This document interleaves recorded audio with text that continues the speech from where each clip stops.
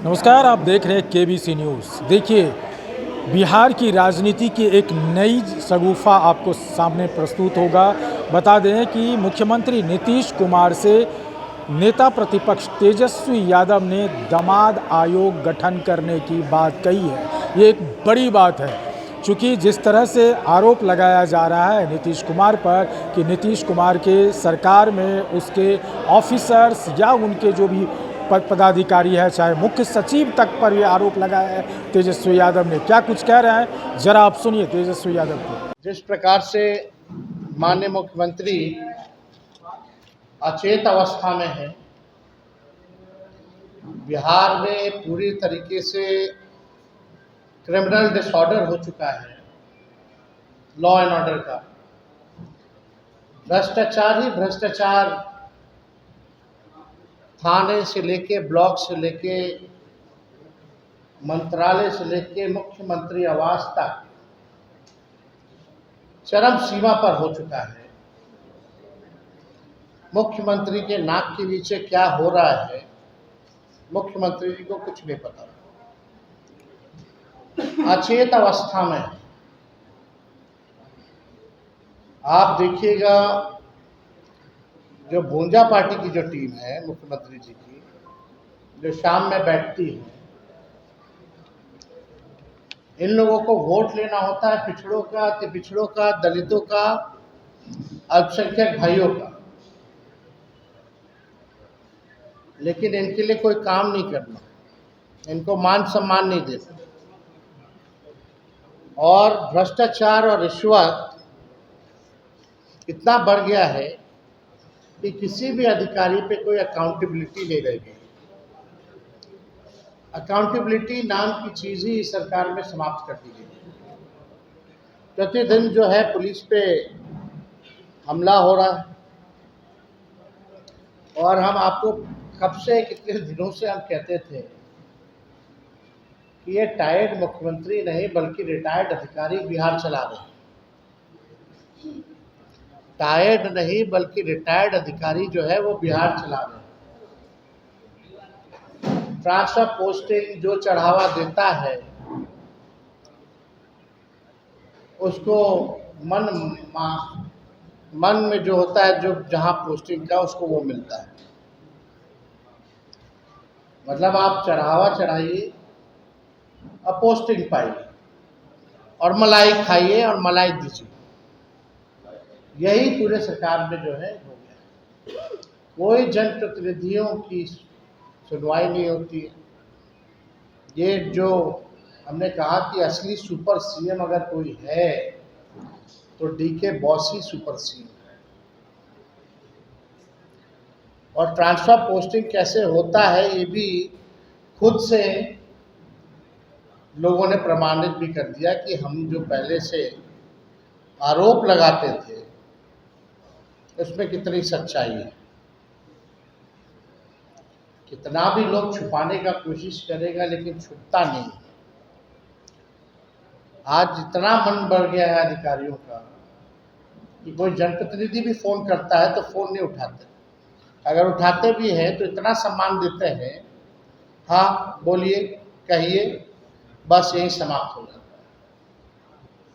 कोई अकाउंटेबिलिटी नहीं।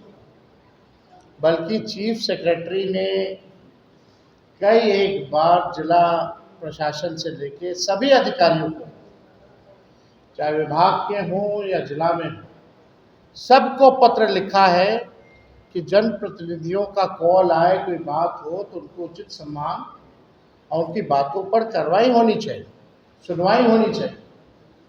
लेकिन कोई सुनवाई और कोई कार्रवाई नहीं होती। तो जो डीके बॉस है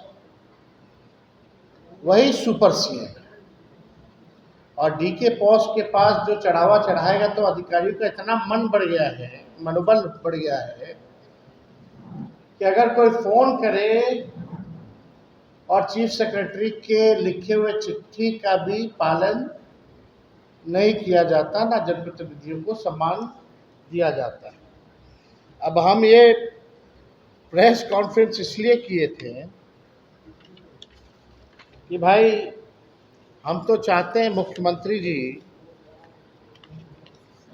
अब बचा क्या है? एक तो बिहार गरीब राज है, लूट के ये अधिकारी खा रहे हैं, भ्रष्टाचार कर रहे हैं। ईडी और सीबीआई का भी केस है, लेकिन सरकार में है, केंद्र की भी सरकार, इन्हीं गठबंधन की सरकार है, तो कुछ होना जाना है नहीं इन अधिकारियों का। तो ईडी और सीबीआई भी सुस्त पड़ी हुई है। अगर ईमानदारी से जांच हो जाए तो कोई बचने वाला नहीं है।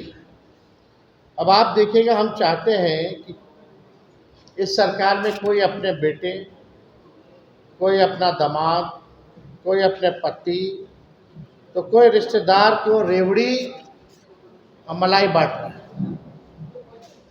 हम चाहते हैं मुख्यमंत्री, जब तो कुछ बचा नहीं, एक समर्पित जमाई आयोग का आप बना दीजिए। अब कितना जमाई लोग हैं भाई? अभी हाल फिलहाल में कई जगह जो है मलाईदार पदों पर यही भूंजा पार्टी के रिश्तेदारों को जगह दी गई।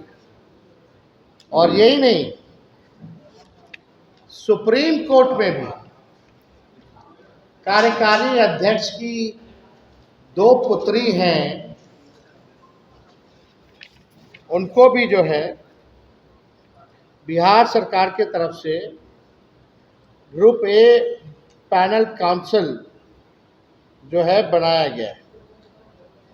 मतलब जिस वकीलों का 20-20 साल तक एक्सपीरियंस होता है, उसको भी ये नहीं मिल पाता ये पद। और माननीय वर्किंग प्रेसिडेंट जो जनता दल यूनाइटेड के हैं, उनकी दोनों बेटियों को सुप्रीम कोर्ट में एडवोकेट ऑन रिकॉर्ड के पद से नवाजा गया। क्या बिहार भर में और कोई वकील नहीं है जिसका तजुर्बा इन लोगों से ज़्यादा है? बिहार हारे हारे, बिहार के लोगों का अधिकार छीने छीने लूटे, बिहार का खजाना जाए भाड़ में, लेकिन अपना बच्चा सबसे पहले होना चाहिए, उनको पद जरूर मिलना चाहिए। अभी हमारे पास नोटिफिकेशन है सुप्रीम कोर्ट का, हम बच्चियों का नाम नहीं लेना चाहते हैं, ये आप सब लोग देख सकते हैं क्या मलाई और रेवड़ी जो है बांटा जा रहा है। अब आप सुनिए, छो आयोग का जो गठन हुआ है, जिसके लिए हम मुख्यमंत्री जी से अपील करते हैं कि समर्पित जमाई आयोग का गठन किया जाए। रामविलास पासवान जी के दामाद को आयोग में जगह मिली है, अशोक चौधरी जी के दामाद को आयोग में जगह मिली है, मांझी जी के दामाद को भी आयोग में जगह मिली है। अब आप देख लीजिए, यानी और कोई सक्षम लोग नहीं है।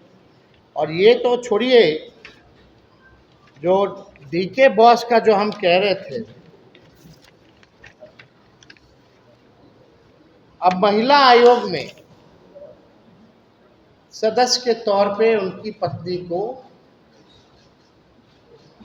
बनाया गया है, और कैटेगरी है गैर सरकारी, यानी शिक्षाविद। क्या बिहार में और कोई शिक्षाविद नहीं है इनके अलावा? कोई और बिहार में पढ़ा लिखा नहीं है क्या इनके अलावा? और बड़ा इंटरेस्टिंग चीज है, इन्होंने अपने पति का नाम नहीं लिखा है, अपने पिता का नाम लिखा है, यानी छुपाने की कोशिश की गई है। यानी चोर के दाढ़ी में तिनका। अब मुख्यमंत्री अचेत हैं या वो करवा रहे हैं, ये तो मुख्यमंत्री जी को जवाब देना चाहिए।